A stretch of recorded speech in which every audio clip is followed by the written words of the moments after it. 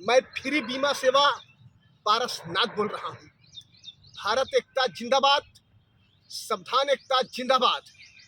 महात्मा गांधी अमर रहे, बाबा साहब अमर रहे।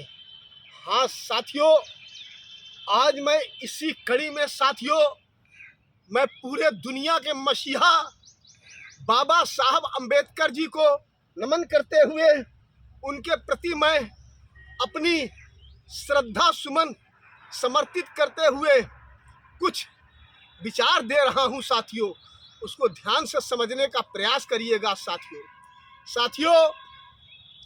हमारा देश जब गुलाम था तो उस समय 1891 ईस्वी में हमारे दुनिया के मसीहा बाबा साहब अंबेडकर जी का जन्म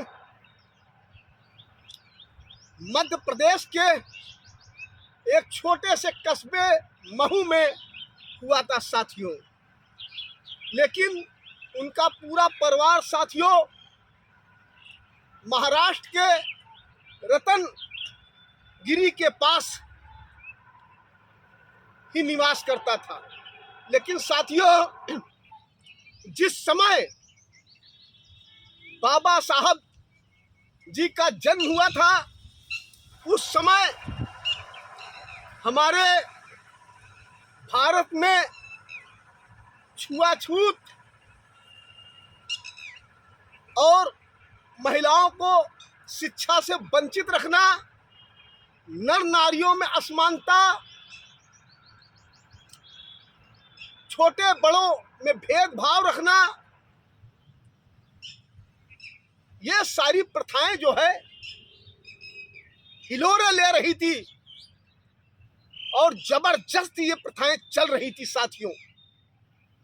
लेकिन साथियों, हमारे बाबा साहब अंबेडकर जी ने जिस समय पढ़ाई में प्रवेश किया उस समय उनको चटाई में भी बैठने का जो है अवसर नहीं दिया जाता था। ये सारी दुख भरी बातें और पढ़ाई में जो है उनको पीछे बैठाया जाता था, ये सारी समस्याएं थी। बाबा साहब जी ने जो है इन सारी समस्याओं को जो है झेलते हुए, इस पीड़ा को एहसास करते हुए उन्होंने जो है अपनी पढ़ाई जारी रखी साथियों। जिस समय बाबा साहब अंबेडकर साथियों अपने 18 वर्ष की आयु क्रॉस कर गए और पढ़ाई में वो मेधावी हुए तो उनकी शिक्षा की प्रतिभा से लोग जो है बहुत प्रभावित होने लगे साथियों। लेकिन छुआछूत, नर नारी में असमानता, ऊंच नीच की भावनाएं बराबर चलती रही। लोग जो है एक दूसरे को असमानता के रूप में देखते थे। बाबा साहब जी ने जो है इन सारी पीड़ा को जो है एहसास किया और इस पीड़ा को एहसास करते हुए साथियों उन्होंने जो है विदेश में जाकर के जो है शिक्षा ग्रहण किया और शिक्षा ग्रहण करने के बाद फिर वो जो है इंग्लैंड में गए। वहाँ से भी जो है उन्होंने जो है वकालत की डिग्री हासिल की। वकालत की डिग्री हासिल करने के बाद साथियों हमारे दुनिया के मसीहा बाबा साहब अंबेडकर जी अपने भारत में पुनः वापस आ गए। लेकिन इन सब हुए अब जो मन में पीड़ा होती थी साथियों, वो सोचते थे किस तरीके से इस भेदभाव को, इस ऊंच नीच को, इस गैर बराबरी को और शिक्षा में समानता को किस तरीके से जो है इन सारी समस्याओं को हल किया जाए साथियों।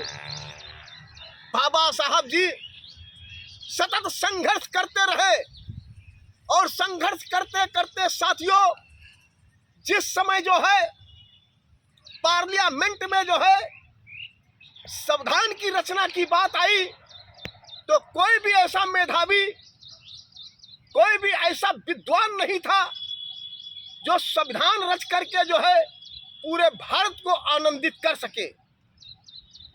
लेकिन साथियों, इसी में हमारे दुनिया के मसीहा बाबा साहब जी जो है, बाबा साहब भीमराव अंबेडकर जी है जो है, लॉ मिनिस्टर जब बनाए गए तो उन्होंने जो है एक ऐसी संविधान की रचना रच दी, एक ऐसा पुस्तक बना दिया जिसमें जो है नर नारियों में समानता, छुआछूत को समाप्त करने की प्रेरणा और एक दूसरे